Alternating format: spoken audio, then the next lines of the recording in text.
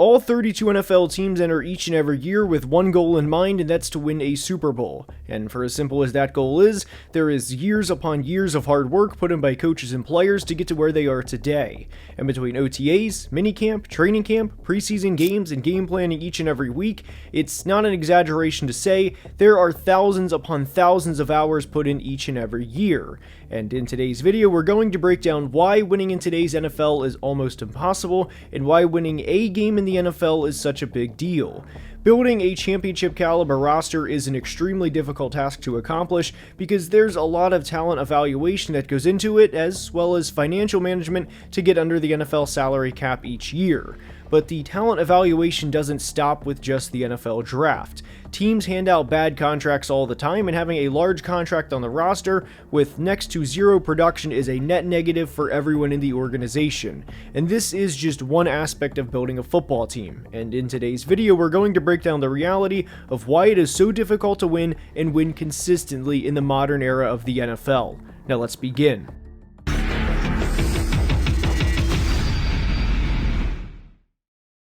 And we are starting today's video by discussing what at this point is almost a prerequisite for competing with very little exception, and it's elite quarterback play. I don't get into rankings too much on the channel, but I don't think it's wrong to say there are 4 quarterbacks that are in their own tier at this point in time, and in no order, it's Patrick Mahomes, Lamar Jackson, Josh Allen, and Joe Burrow. And I do think that's a consensus at this point that those are the top 4 in some order. After that, there's several guys that could be in the 5 through 10 discussion, and you can think of who those guys are, but what makes winning so difficult and nearly impossible in today's NFL is if you are another AFC team and you either can't slow those guys down along with their high-powered offense, though Kansas City wasn't very high-powered in 2024, and that's a bit of a different discussion, although they still won 15 games. The point is, you are not just fighting an uphill battle. This is not a scenario where, oh shucks, we fumbled the opening kickoff and we're down 7-0 against a bad football team with 13 minutes left in the first quarter. How will we ever overcome this? No,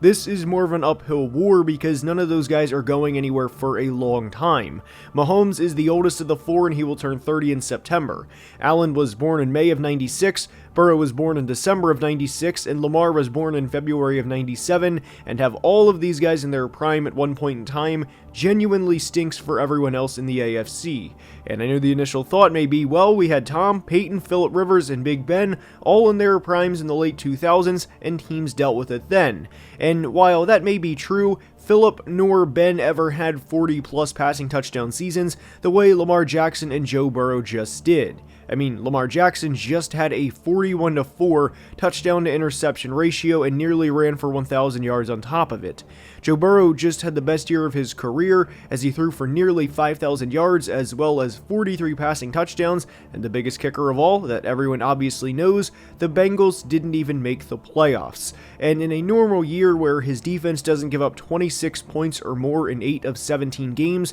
and they play even league average defense, then there's a chance Joe Burrow wins MVP. And the reality is, there are several teams that would give up 3 or more first-round picks for Joe Burrow. There are teams that would give up their starting quarterback plus a first-round pick, or even their starting quarterback and multiple first-round picks to have a chance to have Joe Burrow be their starting quarterback. And this was in a year where Joe Burrow's #1 receiver won the Triple Crown, which was just the second time since 2005 in Jamar Chase. And you would think that by having a quarterback and receiver produce the way they did, that they would be a tough out in the playoffs, but this was a team that didn't even get there, and a team that's in a conference that has several other teams on the rise, like the Broncos, Chargers, and Patriots, 2 of which made the playoffs over Cincinnati in 2024. And in a lot of ways, it's either get the quarterback or attempt to get the quarterback, or try and build a super roster the way the Eagles did in 2024, while also having a very good quarterback in Jalen Hurts. And I think there is some people that legitimately think Jalen Hurts is strictly a product of how good the Eagles roster is, and while there is some truth to that, there is absolutely no denying how good Jalen Hurts has played throughout his career when it's hell or high water. And for reference, he's led the Eagles to 2 Super Bowl appearances and outplayed Patrick Mahomes, a 3-time champion and 2-time league MVP in his own right, both times. And to go back to absolutely needing a quarterback to even have a chance of winning a Super Bowl, which drafting a quarterback is a big dart throw and a risk in itself, a potential job-altering risk for GMs and head coaches, there's a reason that over the past 4 AFC Championship games, there's only been 4 quarterbacks to play in those games, and they are Patrick Mahomes, Josh Allen, Lamar Jackson, and Joe Burrow. And even if you draft a quarterback number 1 or number 2 overall, or in the top 5 or the top 10, and you hit on that quarterback like the Texans did with CJ Stroud, nothing is guaranteed. And by the way, I do want to credit the Texans for pretty much doing everything right since they drafted CJ Stroud. I mean, they made a big trade to go get Will Anderson immediately after drafting CJ Stroud, and they selected their franchise quarterback and franchise pass rusher in a span of 10 minutes in real time, and they are set up for a lot of future success. But as we know, nothing is guaranteed. And I think the belief of where the Texans currently are is that they are a good team, and they are, but I think the Chargers' playoff win, in which they absolutely dominated the Chargers in the wildcard round, kind of made people forget about how the Texans season actually played out. This was a team that struggled big time throughout the 2024 regular season, whether it was Bobby Slowick not calling plays at a high level as there was a reason he was let go after the season, or whether it was due to injury as they had a fun trio heading into the 2024 season in Nico Collins, Stephon Diggs, and Tank Dell, and unfortunately due to injury, we never really saw that trio play out the way that we thought it would, and they didn't play together all that much due in large part to injury, which is another part of building an NFL team that we'll get into later in the video. But my point is you can do everything the right way the Texans have over the past couple of years, and ultimately they have won 2 playoff games in 2 years, which is a huge accomplishment in itself, especially with a rookie quarterback during the 2023 season in which they beat the Browns in the wild card round, and you can still be in a really difficult position even despite doing a lot of things right. Now, the Texans have some concerns around their offensive line, and we could do an entire video strictly on the Houston Texans, but from building a franchise up since they brought in DeMeco Ryans, they've done a lot of things the right way, and I credit the Texans for doing so. But if it came hell or high water, I would not personally pick the Texans to go to the Super Bowl this year, strictly because of how hard it is to get there in the first place.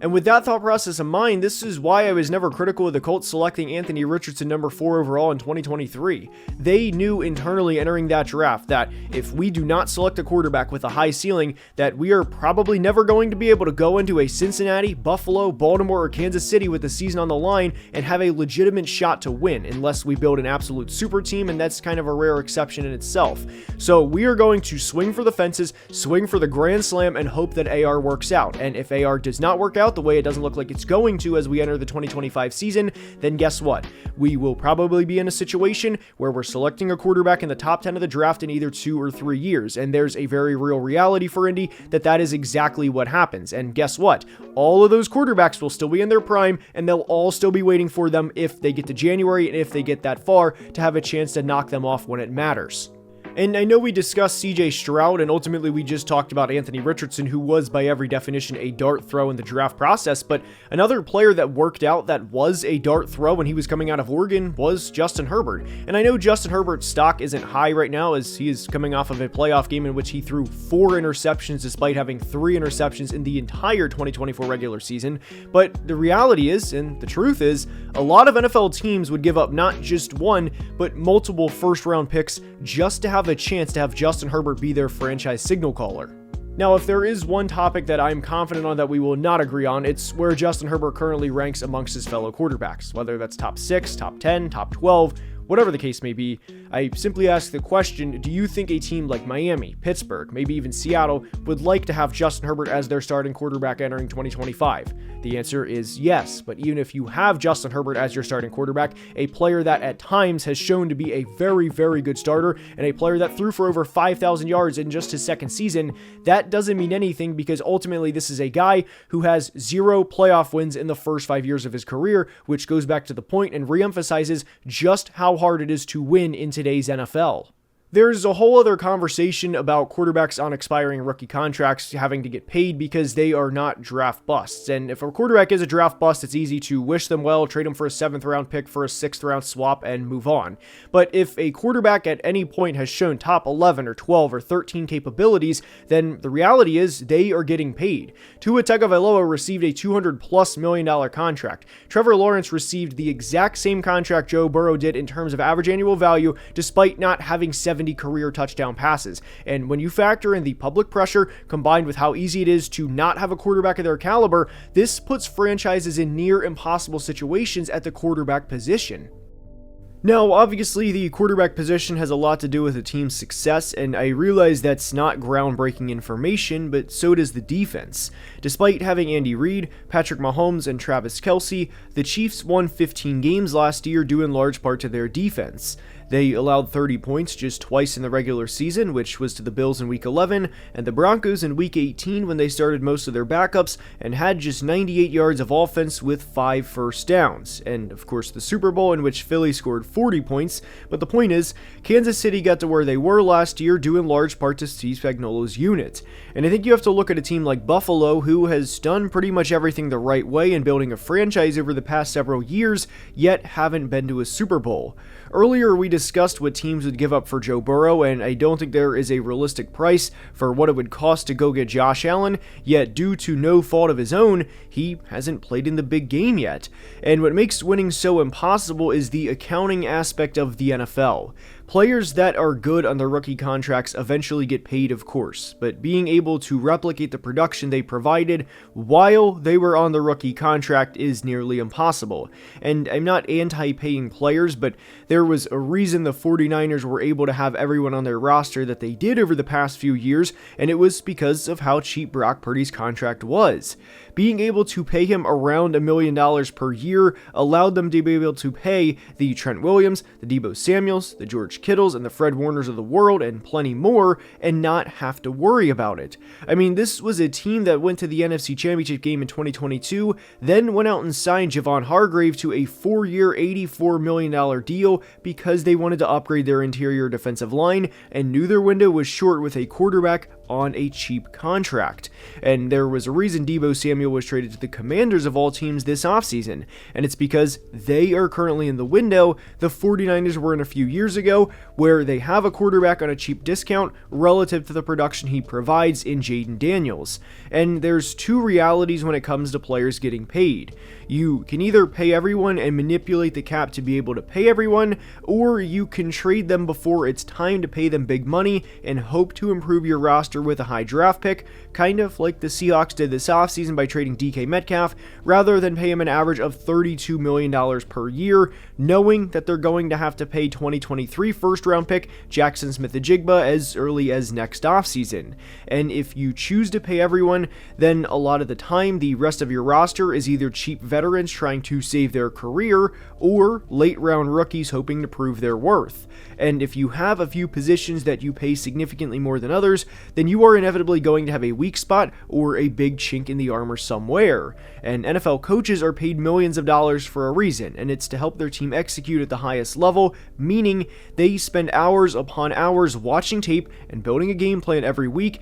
and they will eventually find the weakness. It may not be in week 2 after you dominate in week 1, but it will eventually happen. So what some teams try to do to counter this is they try to invest in a draft pick a year early so that when a player inevitably departures, they have their replacement with a year under their belt ready to hit the ground running. And I know there are several more examples of this, but the two that come to mind for me personally in the past couple of years are the Bengals selecting Dax Hill to eventually replace Jesse Bates, and the Ravens drafting linebacker Trenton Simpson to eventually replace Patrick Queen.